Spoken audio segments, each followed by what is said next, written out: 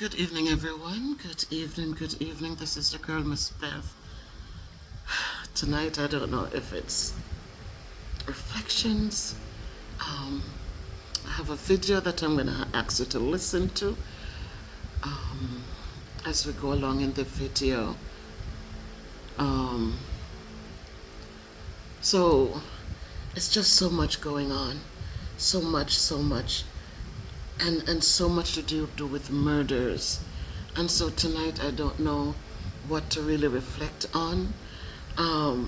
We have Mark Rubio, who, along with the president, who agrees that if Jamaica kept, and I think other Caribbean nations keep on taking nurses and doctors from Cuba, then what they're going to do, they're going to revoke their visas, and not just their visas but also the visas for their families. So then one has to think, will the president and his men and all of them powerful officials cave into Marco Rubio and then have to go elsewhere to India and Philippines and Africa, somewhere in Africa, they mentioned we're in Africa, to get doctors and nurses? We're training our own. Weren't we paying them enough so they want to stay here in their country? I keep saying that. Nobody runs from good. People who live well in Jamaica are not running to America to run off and hide out and all of this. We train some of the best nurses and healthcare providers here on this island.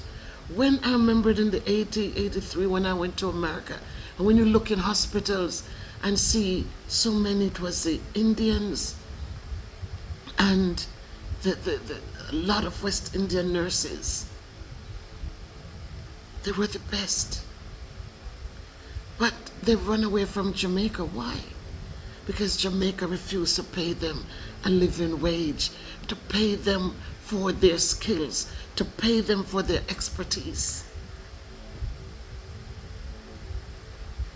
And so we're left now with the threat that if they continue to side with Cuba, to work with Cuba, and to take in people from Cuba, then they will revoke their visas. So, are they going to just cave into America and stop getting doctors from Cuba?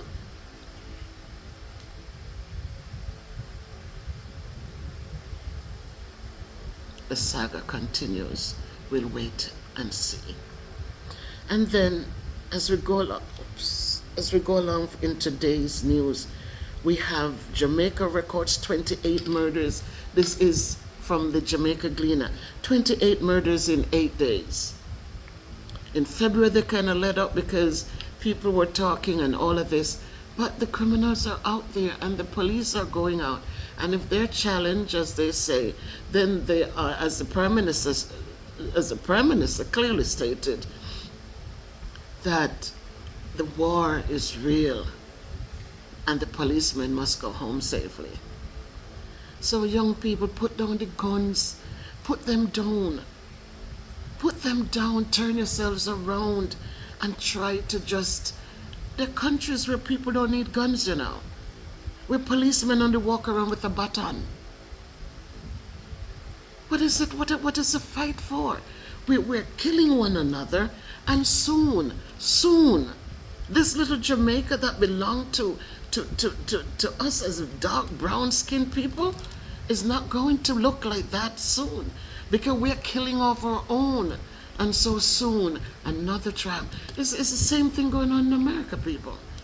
What do you think the president is targeting all of this so strong on immigration? Why do you think he's so strong on it? Because he doesn't like whatever? That's not it. It's not because they right now they're going to be suffering because the farmlands need to be taken care of. The harvests need to be big. People need health and health care. You know, there's so much to be done. Contractors need people to go work for pennies when they make the big tens of thousands put in their pockets. They need the immigrants. But that's not the fear, you know. The fear is if so many dark-skinned people are coming in, they are getting married to get the papers, they're becoming citizens, they're going to schools and upgrading themselves, then they see it because they kept talking about it, that soon the white race will become the second class, the minorities. So they have to build back. They have to make America great again, where white reigns supreme. So let's not sit and look at oppression and look at the vast deportation and the haste for it and the urgency for it and the cruelty of it. That's not. It's not about that. It's about what will happen if these immigrants marry to these citizens and become legal, where they become citizens and have the power to vote, have the power to make decisions, have the power to walk down streets and demonstrate. So when we sit here in our little beautiful island, we kill off one another, and we make it as savage as it can be, then who is up to gain anything? So 28 murders in 8 days after February let up. Stakeholders urge to protect Jamaica's. Okay, so we're not looking at that. We look again, alleged gunman killed in St. Catherine shootout with police. One good thing, we have a little Green Island primary school. Kudos to that school, where they're embracing the what you grow what you eat what you grow. I like that. I like that they're bringing things like that back. In the 60s, when we went to school, in the early 70s, our young men did that. We had a big farm for the school, and the young men on Thursdays, they would go there and they would plant the carrots and tomatoes and vegetables, Irish potato, and that was able to come back to the school and help to feed us in the canteen. Our young girls, as I said, we used to learn to sew. We were able to make so much with these two blessed hands. We crocheted, we cut our own shirts out and sew them. We made our own skirts, pleated skirts, gather wave skirts and put your string in it, pull it and tie it or run your elastic in it and have your nice skirt. Nothing to it. We learn how to stitch with our hands. We learn how to do embroidery. We learn so much. So I like that they are doing this. So Green Island Primary School, more schools need to follow step and start growing what they eat so they can eat what they grow. Man's body found at Ocho Rios Transportation Center. Another death, right? 3 women charged in brutal slaying of Digicel employee, which they end up putting in a barrel. Guys, this little Jamaica, we have to do better. We really and truly have to do better. We have too much to offer, but we're losing, because when we do these things, tomorrow, God's willing, I'll share with you a new travel update from America as it relates to Jamaica. They tell people where they can go safely, where they're not to go, and all these things.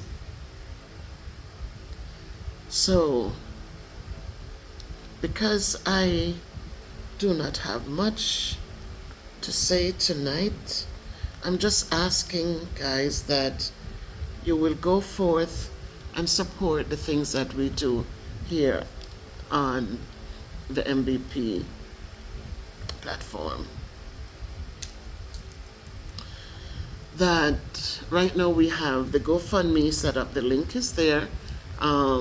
Please go in and see. Those of you, I sent it on my WhatsApp. I sent you the whole link, so you have the video and you have the message that is there as it relates to the scholarship for the children who are taking their PEP exams right now. Of course, I saw the comment where it says, yeah, people are doing, and they showcase the people out there, but my platform is different. I have been an educator for a long time. Some of what I do, there's nothing to show. I cannot go and video people's children, and so once I get the vouchers, and I will do the thing for it, and you will see it, guys. I'm very transparent. There's nothing to hide. So I don't have what to go out and showcase anybody returning and need a bed, or anybody who, I don't have those things. I embrace education. I like that. And so I don't know how to go in and really, because I don't know if parents want to put their kids out there. I know the guy who carries the children to school, who today found Kayla's money, that he doesn't want to be out there on camera. I did ask him when Dr. Elizabeth sent the funds for him, for his daughters, to just say thank you for how he handled the situation. That he says, Miss Bev, I don't want to go on camera for these, So I know that. So I'm stuck because I don't really have anything to showcase to say, and I'm begging you to donate. I can only come with word of mouth, and to know that, because you know that I did the vouchers, because you see that I supported the teachers in the classroom, that you will trust that. Believe me, every penny that comes into my account, it does what it needs to do, and I add more than half sometimes to it to get things done. So I just want you to believe in me and to trust me with your funds, and know that it will go to the cause that I'm asking it to go to. So one last thing that I want to just quickly let you know today as well, that the US dollar nets $157.60. It went up by 24 cents this day, March 10th. So if you go out there to change your monies, you go to the bank, they're a big rip-off. You're not going to get 150. You're not going to get you're not going to get much of anything, because Kayla doesn't listen. If you push your hand there, Kayla, and the camera comes down, then what, pumpkin?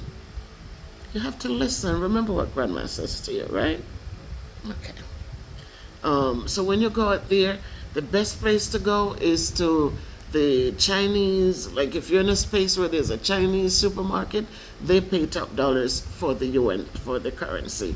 So that's all I can tell you. For those of you who are getting your currency, that's the best place. They give the most. Don't go in the bank. You'll be embarrassed. You'll walk out crying, because they don't give much for anything. So with that said, my people, I'm just hoping that all is well with you where you are. And tonight as I close, I just want to close with this song. As I said, when I sing for you, do not listen to this voice. It's been working for a long time. I started on the choir when I was like 16. When I was 17, I used to sing on the choir in church. And old wine should get better, right? But just listen to the words and not the cracking voice. How can I say thanks for the things you have done for me? Things so undeserved, yet you have proved and gave your love for me. The voices of a million angels could not express my gratitude. All that I am and ever hope to be, I owe it all to thee. So to God be the glory, to God be the glory, to God be the glory for the things he hath done. With his blood he has saved me, with his power he has raised me. To God be the glory for the things he has done. Oh, just let me live my life. Let it be pleasing, my God, to thee. And if I gain any praise, may it go to Calvary. For with his love he hath saved me, with his power he hath raised me. To God be the glory for the things he has done. Oh, just let me live my life. Let it be pleasing, my God, to thee. And if I gain any praise, let it go to Calvary. For with his blood he hath saved me, with his power, Lord, you have raised me. To God be the glory for the things he hath done. You like that? Oh, okay. Thank you. So, guys, listen. God has been good to us. We cannot complain. And so, as we go forth, let us remember to do good, live good. Remember to subscribe to the channel. Remember to like the video. Leave your comment below, guys. Tell me what you think. Pick anything in the video tonight and just talk to Miss Bev about it. And so as you go forth, I wish that God will open doors for you, and may he pour blessings upon you so that you won't have room enough to receive it. Good night. Caribbean leaders. Choose America or China. You can't have both. Is the Caribbean caught in the middle of a new Cold War? Donald Trump has reportedly sent a clear warning to Caribbean leaders. Either stand with America or risk losing U.S. support by deepening ties with China. As tensions between Washington and Beijing escalate, the Caribbean has become a key battleground for influence. With billions of dollars in Chinese investments pouring into the region and the U.S. looking to reassert control, Trump's message is loud and clear. Choose wisely. This isn't just a political showdown. It's about economic survival, national security, and the future of the Caribbean. With China building ports, highways, and energy projects in several nations, the U.S. sees a direct threat to its dominance in the Western Hemisphere. Trump, known for his America First policies, is now pressuring leaders in Jamaica, Trinidad and Tobago, Barbados, and the wider Caribbean to rethink their partnerships. The big question is, will the Caribbean comply or resist? We must be prepared. We can't approach this with any panic. In the last 2 decades, China has aggressively expanded its economic footprint in the Caribbean. From the Baha Mar Resort in the Bahamas to highways in Jamaica and port expansions in Trinidad, Beijing has been pouring billions into infrastructure projects across the region. Unlike the United States, China offers easy access loans with low interest rates, often requiring no political conditions. This has made them an attractive alternative for cash-strapped Caribbean governments looking for ways to develop their economies without the bureaucracy of Western financial institutions. However, these deals come with concerns. Many of these loans are structured under China's debt diplomacy model, where if a country is unable to repay, Beijing can take control of strategic assets. This has already happened in Sri Lanka, where China now controls a major port due to a defaulted loan. Could the same fate await Caribbean nations? The U.S. seems to think so, and that's why Trump's administration is now drawing a red line on China's growing influence. China and Caribbean countries have a long tradition of friendly exchanges. Our diplomatic relations are roughly as old as CARICOM. 10 years ago, President Xi Jinping paid a historic visit to Trinidad and Tobago and met with leaders of all the Caribbean countries having diplomatic relations with China and established the China-Caribbean Comprehensive Cooperative Partnership. And ever since then, we have made great achievements and accomplishments, and China-Caribbean relations has become a shining example of mutual respect, equality, mutual benefit, and win-win cooperation. Reports suggest that Trump has privately warned Caribbean leaders that continued alignment with China could have serious consequences. His administration views China's economic involvement in the region as a direct challenge to U.S. authority. Washington's fear is that these projects are not just about business, but also about Beijing gaining long-term strategic leverage over the region. With China controlling key infrastructure, the U.S. worries that Caribbean nations might be forced to side with Beijing in future diplomatic disputes. A senior White House official reportedly stated, "The United States will not stand by and watch as our closest neighbors drift into the orbit of a communist regime." This suggests that Caribbean leaders could face economic or diplomatic consequences if they refuse to distance themselves from China. Could Trump threaten trade deals, impose sanctions, or even reduce aid? History shows that the U.S. has used economic pressure in the past to get its way. The Caribbean might soon find itself caught in a dangerous game between two superpowers. The U.S. has not spent great amounts of money in Latin America.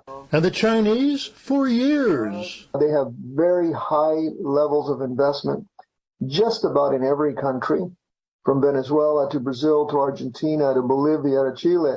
The Chinese government and closely aligned military affiliates have spent billions in our region granting loans and building political alliances. For Caribbean leaders, this is a high-stakes dilemma. On one hand, China has provided much-needed financial support, helping to fund roads, hospitals, and energy projects without the political conditions often attached to Western aid. On the other hand, the U.S. remains the Caribbean's largest trading partner, the main source of remittances, and a key ally in security and regional stability. If Trump follows through on his warning, Caribbean nations could find themselves cut off from U.S. economic support, a move that could devastate their already fragile economies. At the same time, China's investments come with long-term obligations. If Caribbean nations cannot repay their debts, they risk handing over key assets to Beijing, leading to a loss of sovereignty. This is not just an economic decision, it's a geopolitical one. If the region chooses China, it risks angering the U.S. If it aligns with America, it may lose access to critical funding from Beijing. Stuck between a rock and a hard place, Caribbean governments must decide whether to prioritize short-term economic gains or long-term geopolitical stability. So, what happens next? Will Caribbean leaders comply with Trump's warning and distance themselves from China?